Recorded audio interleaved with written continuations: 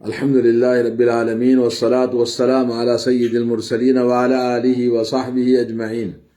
دوستو بھائیو، اسلام ایک کامل دین، کامل مذہب ہے جس میں پوری بنی نوع انسان کی زندگی کے ہر شعبے میں اللہ عز و جل نے کامل رہنمائی ہمارے لیے رکھی ہے۔ دنیا میں ایک واحد دین ہے جس میں تمام لوگوں کے حقوق اللہ عز و جل نے بیان فرمائے ہیں، خواہ ماں باپ کے حقوق ہوں یا اولاد کے حقوق ہوں یا بیوی بچوں کے حقوق ہوں یا بھائی بہن کے حقوق ہوں یا ہمسائے اور پڑوسیوں کے حقوق ہوں یا عام مسلمانوں کے حقوق ہوں، حاکم اور رعایا کے حقوق ہوں، حتیٰ کہ غیر مسلموں کے بھی حقوق اللہ تبارک و تعالیٰ نے بیان فرمائے۔ اللہ کے نبی صلی اللہ علیہ وسلم نے فرمایا، الدین والنصیحہ، دین خیر خواہی کا نام ہے۔ قالوا لمن یا رسول اللہ، خیر خواہی کس کے ساتھ کرنی چاہیے؟ تو آپ نے فرمایا، خیر خواہی اللہ کے ساتھ میں، اللہ کے رسول کے ساتھ میں، اور وقت کے حاکم اور بادشاہوں کے ساتھ میں، اور عام مسلمانوں کے ساتھ میں۔ یعنی انسانی جتنے اللہ اور اللہ کے رسول کے بعد میں تمام اقسام کے لیے اللہ رب العالمین نے ہمیں خیر خواہی کرنے، یعنی ان کے حقوق کو ادا کرنے کا حکم دیا ہے۔ قرآن مجید میں اللہ تبارک و تعالیٰ نے سورہ نساء آیت نمبر جیسا کہ اللہ تعالیٰ کا ارشاد ہے، آیت نمبر 36، وَاعْبُدُوا اللَّهَ وَلَا تُشْرِكُوا بِهِ شَيْئًا وَبِالْوَالِدَيْنِ إِحْسَانًا وَبِذِي الْقُرْبَى وَالْيَتَامَى وَالْمَسَاكِينَ وَابْنِ السَّبِيلِ وَالْجَارِ ذِي الْقُرْبَى وَالْيَتَامَى وَالْمَسَاكِينَ وَالْجَارِ ذِي الْقُرْبَى وَالْجَارِ الْجُنُبِ وَالصَّاحِبِ بِالْجَنبِ وَابْنِ السَّبِيلِ وَمَا مَلَكَتْ أَيْمَانُكُمْ إِنَّ اللَّهَ لَا يُحِبُّ مَنْ كَانَ مُخْتَالًا فَخُورًا۔ فرمایا اللہ تعالیٰ نے، اللہ تعالیٰ کی عبادت کرو اور اس کے ساتھ کسی کو شریک نہ ٹھہراؤ، اور والدین کے ساتھ حسن سلوک کرنا، اور فرمایا اور رشتہ داروں کے ساتھ ان کے حقوق کو ادا کریں، اور یتیموں اور مسکینوں کے حقوق کو ادا کریں، اور رشتہ دار، پڑوسی اور اجنبی پڑوسی ہو یا پہلو سے لگے ہوئے دوست ہیں، اور ساتھ میں سفر کرنے والے مسافر ہوں، اور غلاموں کے اور لونڈیوں کے ساتھ، سب کے ساتھ برتاؤ، حقوق اللہ تعالیٰ نے بیان فرمائے اس آیت میں۔ اور اللہ نے فرمایا کہ بے شک اللہ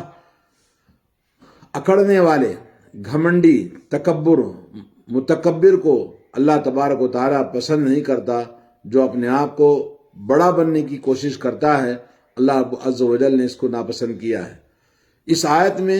اللہ تبارک و تعالیٰ نے جن حقوق، 10 حقوق والی آیت اس کو کہا جاتا ہے، جو آیت نمبر 36 سورہ نساء کی، جس میں اللہ تبارک و تعالیٰ نے سب سے پہلے اللہ تعالیٰ کے حقوق اللہ، یعنی اللہ کے ساتھ کسی قسم کا ہم شرک نہ کریں، جیسا کہ حضرت معاذ رضی اللہ تعالیٰ عنہ کی حدیث ہے، اتدری ما حق اللہ علی العباد، اللہ کے نبی نے پوچھا،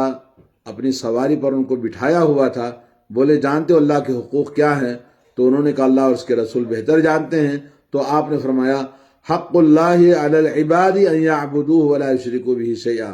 اللہ تعالیٰ کا حق بندوں کے اوپر یہ ہے کہ اس کی توحید اور اس کی عبادت کو بجا لائیں اور کسی بھی قسم کا شرک نہ کریں،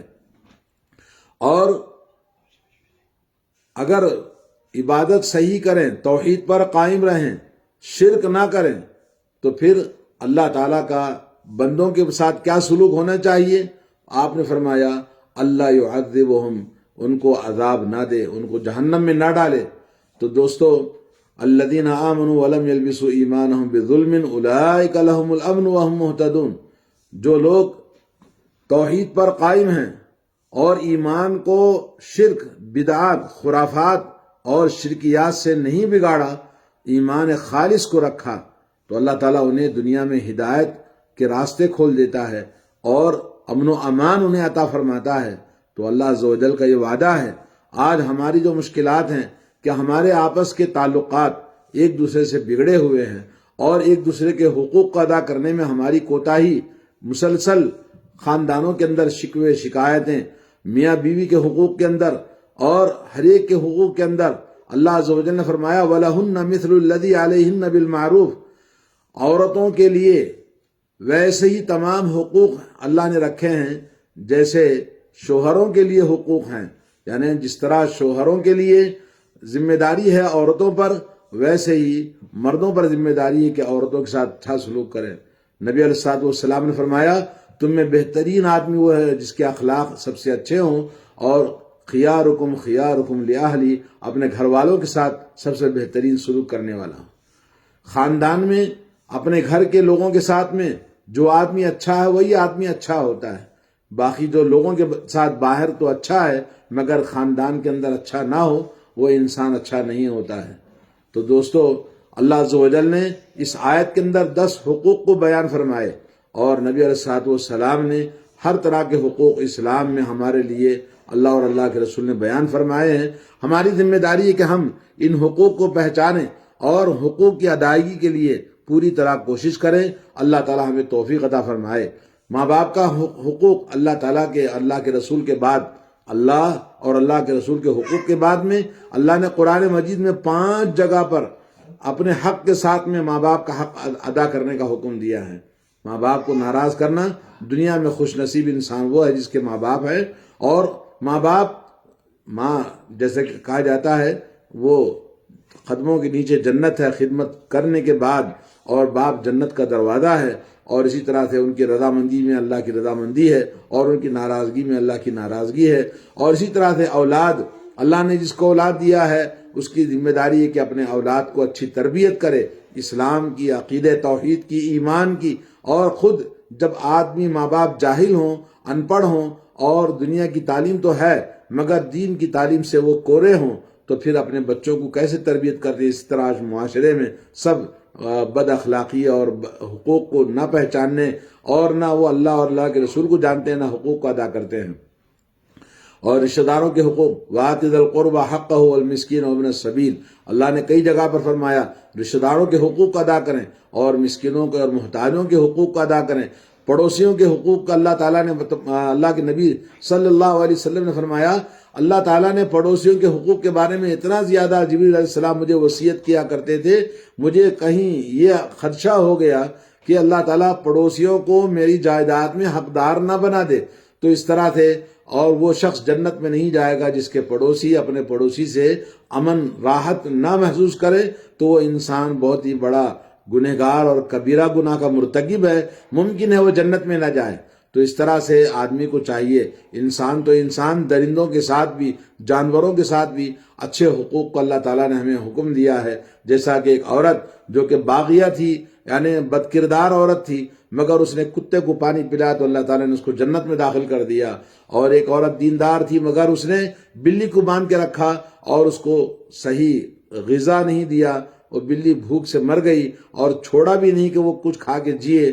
ایسی عورت کو اللہ تعالیٰ نے جہنم میں ڈال دیا۔ تو اللہ تعالیٰ نے ہمیں ہر ایک کو حقوق ادا کرنے کا حکم دیا ہے، تو آدمی کو چاہیے کہ اپنی بیوی کے ساتھ، اپنے پڑوسیوں کے ساتھ میں، اور ان کے ساتھ میں جن وہ ہمارے ساتھ میں جو کام کرتے ہیں، اور جو مسافر ہیں حالت سفر میں ہمارے ساتھ ہوتے ہیں، اور غلاموں کے ساتھ میں، اللہ کے نبی صلی اللہ علیہ وسلم دنیا سے رخصت ہوتے ہوئے کہا الصلاۃ الصلاۃ وما ملکت ایمانکم، لوگو نماز نماز، اور اپنے غلاموں کے ساتھ میں، کیونکہ دنیا میں انسان کی سب سے بڑی کمزوری یہ ہے کہ وہ غلام ہے، سب سے بڑی عاجزی، مجبوری اور کمزوری انسان کے اندر کہ وہ انسان غلام ہے۔ اور اسی طرح سے یتیموں کے حقوق، دوستو، دنیا میں جب